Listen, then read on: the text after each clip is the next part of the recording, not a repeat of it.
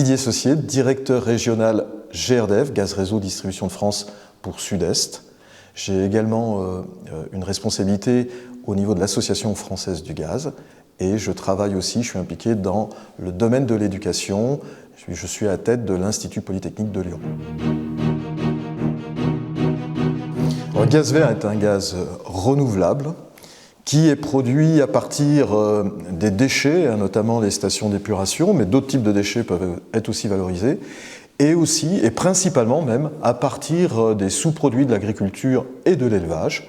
Il y a un énorme potentiel dans ce domaine-là, et ce gaz, finalement, par méthanisation, est transformé en méthane et rendu compatible avec le gaz naturel que l'on connaît maintenant depuis des dizaines d'années en France, et peut ainsi être injecté dans les réseaux publics de gaz avec les mêmes vertus, les mêmes performances que le gaz naturel. La grosse différence, c'est qu'il est renouvelable et fabriqué en France sur les territoires. Alors, la région Auvergne-Rhône-Alpes est caractérisée à la fois par une agriculture, alors assez différenciée selon qu'on est en plaine ou en montagne, mais avec un vrai potentiel de méthanisation qui est estimé à 11 TWh, ça commence à représenter quelque chose quand même en termes de capacité. Et puis le deuxième sourcing finalement pour développer ce gaz renouvelable, ce biométhane, ce sont tous les déchets provoqués, récupérés et valorisés, notamment via les stations d'épuration. Il y a déjà 6 stations d'épuration en région qui sont opérationnelles et qui méthanisent et injectent du gaz vert dans les réseaux publics de distribution.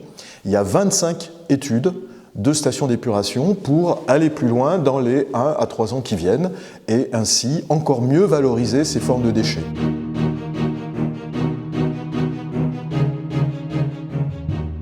Alors, le gaz, on le retrouve dans des usages très traditionnels qu'on connaît bien, le chauffage bien sûr, le chauffe-eau, la cuisine. Les grands chefs sont très amateurs de cuisine au gaz, c'est bien connu. On le trouve aussi dans des usages nouveaux, la production décentralisée d'électricité avec des piles à combustible au gaz, par exemple, qui commencent à se développer en France et en Europe, très développée au Japon. Et puis la mobilité pour aller vers du carburant gaz, GNV et bio-GNV. On y reviendra aussi tout à l'heure. Alors, les avantages du gaz aujourd'hui, c'est effectivement une énergie fossile quand c'est du gaz naturel, mais avec un contenu CO2 beaucoup moins important que les autres énergies fossiles. Ce sont des solutions performantes qui consomment peu d'énergie, un coût d'exploitation et un coût global d'installation qui est tout à fait raisonnable, qui présente aussi cet avantage-là. C'est la possibilité de commencer avec du gaz naturel et d'introduire progressivement du biométhane sans changer techniquement les solutions.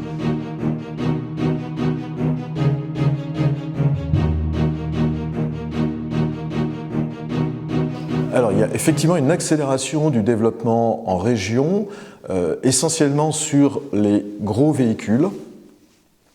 Avec la région et l'ADEME, nous avons lancé, il y a presque 2 ans maintenant, un appel à projet qui s'appelle GEN Volontaire, dont le but est d'aider à la conversion des flottes de gros véhicules, publics ou privés, et en même temps, en faisant ces conversions, de créer les conditions de faire émerger des stations publiques, des infrastructures pour compléter finalement le maillage en stations carburant gaz, GNV, de la région.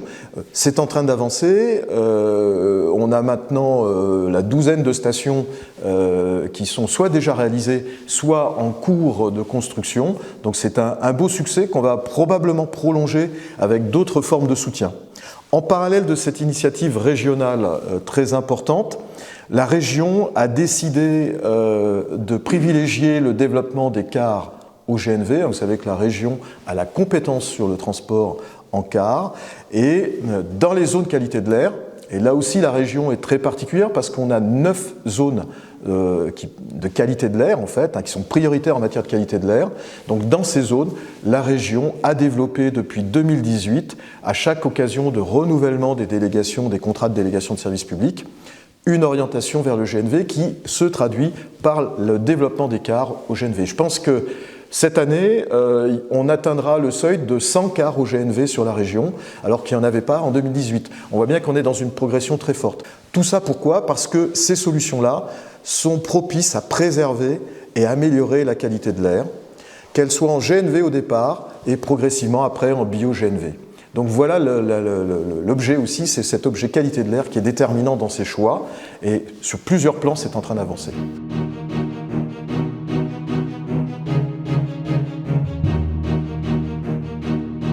L'hydrogène est probablement un vecteur extrêmement important qui devrait ponter l'énergie électrique renouvelable et le gaz renouvelable de la manière suivante. C'est qu'aujourd'hui, l'hydrogène n'a de l'intérêt d'abord que s'il est vert. Hein. Si c'est pour faire de l'hydrogène issu du fossile, c'est beaucoup moins pertinent et beaucoup moins intéressant. Et cet hydrogène vert, le meilleur moyen de fabriquer, c'est de l'électrolyse finalement, à partir d'électricité elle-même renouvelable. Et donc là, on a un produit qui est vraiment renouvelable. Ce produit, il peut être utilisé directement, mais il va avoir à rencontrer l'adéquation entre le lieu de production et le lieu de consommation.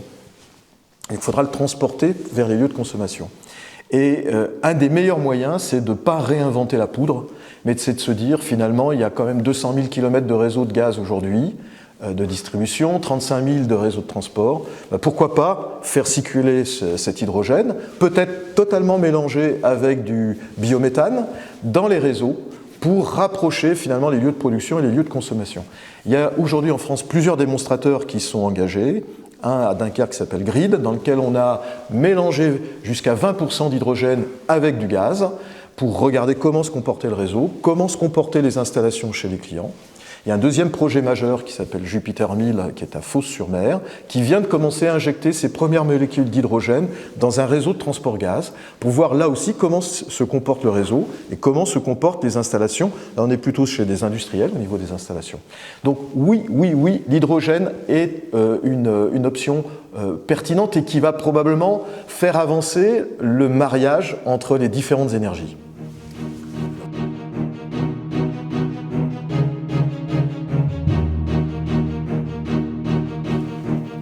Alors cette place, elle est à plusieurs niveaux. Au niveau d'abord de la production de gaz renouvelable.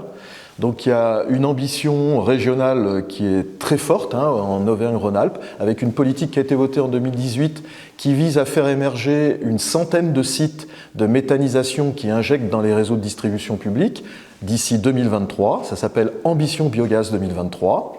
Et là, il y a tout un ensemble de partenaires qui sont mobilisés. Sachez qu'aujourd'hui, il y a en région 12 sites qui produisent, mais il y a déjà plus de 80 projets de sites qui ont réservé des capacités d'injection pour l'échéance 2023. Donc on commence à se rapprocher de cet objectif de 100 en 2023 et on est en train d'y travailler.